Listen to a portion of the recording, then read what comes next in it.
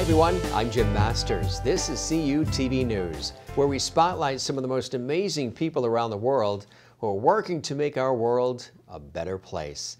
Today we're spotlighting Gina Van Luven, a board-certified health coach and motivational speaker and author. Gina is the best-selling author of Nutrition for Success: How to Maximize Performance in All Areas of Your Life. This book is great for people who are ready to explore improving their overall well-being, whether it is your relationships, career, spirituality, diet, or a lifestyle. Your overall well-being depends upon having balance in all of these areas. Now, to learn more about Gina Van Luven's amazing life journey, she joins me today for this exclusive one-on-one interview here on CUTV News. Gina, welcome. It's great to have you with us today. Thank you, Jim. So, inspired by your story, reading up and researching this wonderful topic and the story of your life, tell us about the inspiration. When you look at your life's journey, what are some of the inspirations in your life that pointed you in the direction of wanting to do the kind of work you do today? Oh my goodness, I've had so many along the way, but I had a very difficult childhood, and that was just the deck of cards I was dealt, right? So I didn't really think much of it growing up. But then I had an issue with my son. He had really chronic ADHD and aggression, as you mentioned, where he would be fine unless you really ticked him off. And then he was like, I called him the Tasmanian devil. And we had an incident at school, and it really caused me to reflect and look at what was influencing him from the outside. And we came to diet, and I literally in a weekend threw out most of the stuff that was in our house, restocked with healthy foods, and in a matter of just a few weeks he was a completely different child. It was like Jekyll and Hyde, but it not only changed him, it started to change me. So I changed food for all of us, not just for him. And when things started to change for me, I realized that if I could get healthy, then other people could get healthy as well. So we're talking asthma, inhaler-dependent asthma, chronic allergies. I had a lot of digestive issues and female issues, and the list goes on and on and on. And to have these things slowly start to disappear, and I wasn't doing anything other than changing my diet, was absolutely miraculous. And it wasn't really a miracle, it was just getting back to the basic fundamental principles of health and well-being. You think we're living in an overprescribed society? I do, and I think a lot of even doctors would agree with that as well. Maybe not everybody would agree with that, and everybody is entitled to their opinion, but I know that if you prescribe something for short term, and like, for example, if you have a heart condition, my goodness, my mom was actually just recently in the hospital because she has high blood pressure. Like, Mom, she doesn't like to take medication. I said, Mom, you need to take the medication right now until we get this figured out. Yes, you still want to look at the underlying cause. Why do you have inflammation in your body? Why do you have high blood pressure? So going back to the why, asking why, is what I think we're missing. And that's where I come in as a health coach, is really helping people ask why. What is the root cause of this? Is it stress? We have a lot of stress in our world today. Very stressed out society. And where is that stress coming from? And the reason I chose health coaching is because it really provides a holistic point of view. It's not just about the food. In fact, I talk a lot about food, and that's usually what gets people in the door, but I find that more often it's the other things that are going on in their life that's causing them to make poor choices that then lead to the bad food, and it's kind of a spiral. But it's very holistic, and it's also treating the person as an individual. So you're not like anybody else. Even if you had a twin, you would still be unique. And so it's being able to treat everybody as a unique person and find out what works for you as an individual versus trying to put everybody into the same bucket. So for you, when you look back at making those dietary changes for your son, for yourself, for the rest of the family, you saw results that were amazing and life-changing, right? These are results that you continue to experience and benefit from on a day-to-day basis. How have they changed your life, your son's life, and your family's life as a whole, making those changes when you did before things got progressively worse when it comes to health and well-being? Well, considering my grandmother had Parkinson's and her daughter, my aunt, died of multiple sclerosis, I thought it was just in my genes that I was destined for health failure, essentially, and I had already so many different symptoms.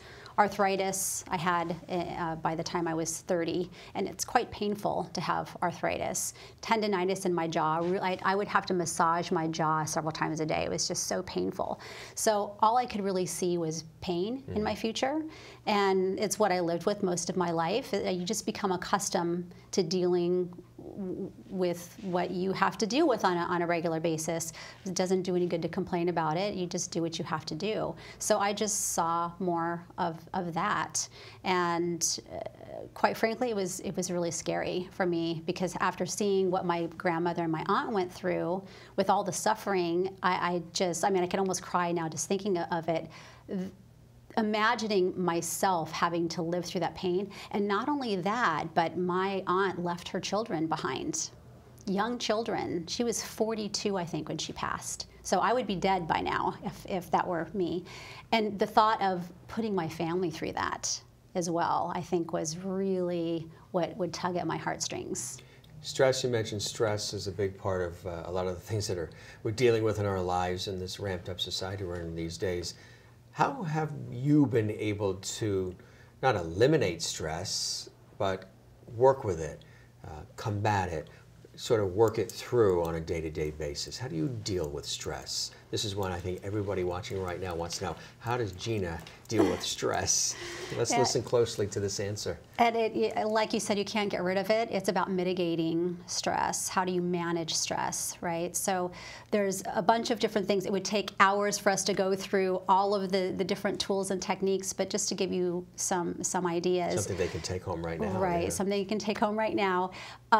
Deep breathing. So getting anxious, well, let me back up. So the most important, I think, fundamental principle of success even is not sweating the small stuff. Mm-hmm. That's really I think, like, the overall key to life is don't sweat the small stuff. And you can go deeper into that by looking at yourself. You know, you and I talked about perfectionism earlier. Don't sweat the small stuff. Is this going to really matter in an hour from now, a day from now, a week from now, a month, a year? You know, asking those questions, whether it's me doing that or someone else doing that, is just asking myself, is this really that important?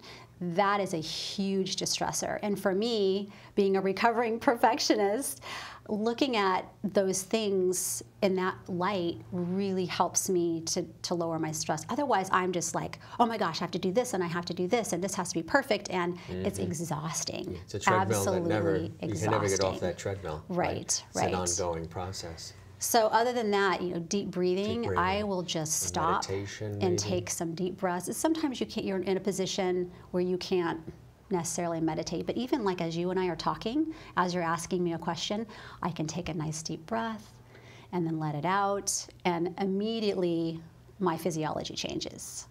Well, I am all about empowerment, as you know. Thank you. All about empowerment. And another reason why I wanted to become a health coach is I didn't want to just tell people what to do. That's not helpful. As the saying goes, teach a man to fish, right? Mm-hmm. So that's what I wanted to do, is to teach people how to love themselves again, how to really truly take care of themselves. And that goes back to love. Do you really love who you are? And if you don't, why is that? And let's address that. When you love yourself, you want to put good things into your body. You want to do good things for yourself. You want to do good things for other people. It changes everything about you and how you show up in the world. You know, I'm inspired at the moment to talk about bringing your best face forward. I think the most important thing about that particular chapter, it's not as much about the physical presence of bringing your best face forward as it is your level of confidence and your self-esteem. So I mentioned learning to love yourself, and I think a lot of us, myself included, grow up not loving themselves because you're trying to be this version of yourself that you will never be. And this is all about being the best that you can be at that moment. And sometimes I get up in the morning and I've got to go do whatever. I'm at the best I am at that moment, which is going to be different than 2 o'clock in the afternoon, or maybe than I was yesterday or tomorrow. So it's being the best version of yourself that you can be at that time. But it's about reflecting, self-reflection, and elevating your level of confidence, so that understanding that you do not have to be perfect in order to be confident. Confident, I think, sometimes people think that maybe that's arrogance. It's not about that. It's about you feeling comfortable with who you are and how you're showing up in the world. Obviously, life comes down to choices, right? We want to make right choices, or what we hope are right choices in our lives. How important is it to really take a moment to, like you say, breathe and think about those choices, some of those direct choices that can impact our lives and the lives of others in a significant way for a long period of time? Well, I think that a lot of people make decisions based on fear or what they should do instead of what they really need to be doing for them at that period of time. And we're very much influenced by the people around us as well. So if you have people around you that are telling you can't do that, or that's impossible, it makes it more difficult to make that decision. So I'm really big on tapping into intuition, and I think that's something that gets squashed as we get older. Oh, you must do this, and we don't do that. Right. And I have recently been watching the series Genius, which is about Einstein, and it's quite fascinating. But looking at how much he was suppressed, and the types of people that were doing that were very influential. But he was like, oh, no, he wouldn't have any of that. He kept getting kicked out of school, and his parents telling you, what are you doing? And that happens all of the time. And if you give in to that, that's where you failed. I know you have this passion for what you do. Where do you think that comes from? Oh, gosh. I think it's something you're just born with.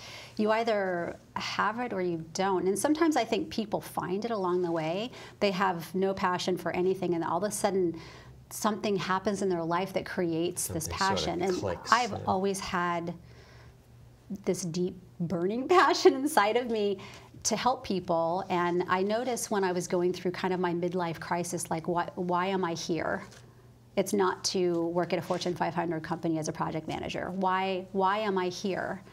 I knew I was destined for something greater than what I was doing. And I looked at the common thread throughout my life and all the jobs that I had, and every single one of them, no matter what I was hired to do, I always found a way to help someone, teaching them something, training them, and it just happened. It's not something I purposely sought out to do, it just kind of happened. And so I knew that was the key, that what I needed to do in my future had to include helping other people. And I guess it's somewhat self-serving because it makes me feel good. It really does. It just warms my soul to witness somebody be successful, whether it's in a PowerPoint presentation that I'm teaching them to do, or with their health, or with de-stressing, or with being a better husband or a better wife, or anything. Helping them in some way warms my soul. You see life through a different lens, don't you? And I know you've experienced that. You're seeing and living your life through a totally different lens than maybe you did 10 years ago, 20 years ago, perhaps. In that attaining your true potential, what you are doing now, tell us what that experience for you has been like. Oh my goodness. All of these thoughts started flying through my head as you were saying that, because growing up in the type of environment that I grew up in, I mean, I was in foster care when I was early childhood, and we were on welfare, and I mean, there's just a lot. I had a very difficult childhood.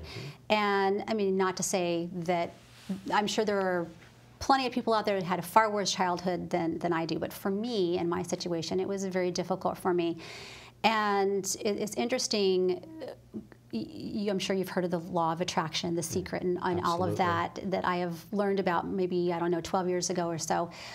You look at how that has played out in your life, and I can see back to that time and what I attracted during that time and through my life, and how that played out, how I felt about myself played out in my life. And then looking at how much I played the victim, because that was my role, right? I was the victim. So I had to play that part, and how that showed up in other areas of my life.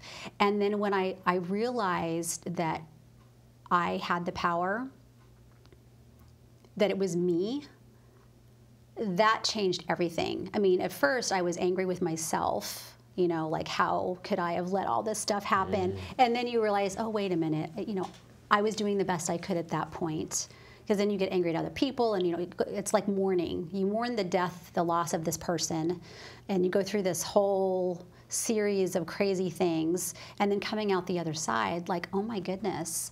Now every time, even if I stub my toe or I get, you know, red lights consistently, I know that that's me that's attracting these things for, you know, something. And I look at, like, what, especially red lights, that's a big one. Or if I keep getting stuck behind people, I ask myself, what's going on? I need to slow down because I've been going too fast, or I'm doing something, too many things where I'm stuck. I'm feeling stuck in other areas. So it causes me to reflect on what's going on in my life, instead of getting ticked off at the world because I'm getting red lights or I stubbed my toe or whatever. I look back and go, okay, what is my part in this? And some people that are watching this might think I'm crazy, but I'm telling you, it changes everything when you realize how much power you have. And it doesn't mean that I can say, okay, well, I'm never going to get a red light again. I'm never going to stub my toe. It's not about that. It's about self-reflection and looking at your part that you play in your life. And once I realized all that, though, I started getting more green lights and good parking spaces. And the people, like, I rarely come into a situation where I get a negative person. It's because my aura, I guess you could call it, doesn't allow for that in my space. I get people that come into my space are happy, joyful people for the most part. Those are the people that I tend to hang out with. And the more you emanate that type of energy, the more of that you get in return. And that's what I'm doing. I'm taking people that are in a low resonating frequency and bringing them up into a higher frequency. And that is absolutely magical. It just makes the world a better place. I truly believe that. It's a beautiful way to end, Gina. Thank you very much. Thank you, Jim. Wish you continued success. Thank you. Because I know you're really passionate. She really cares about this. And she would love to help you. The book is, again, Nutrition for Success. Now, if you'd like to learn more about our very special guest, Gina Van Luven, visit ginavanluven.com. If you'd like to learn more about this incredible book, Nutrition for Success, visit www.nutritionforsuccess.com. I'm Jim Masters. Thanks for joining us, and we'll see you again next time right here on CUTV News.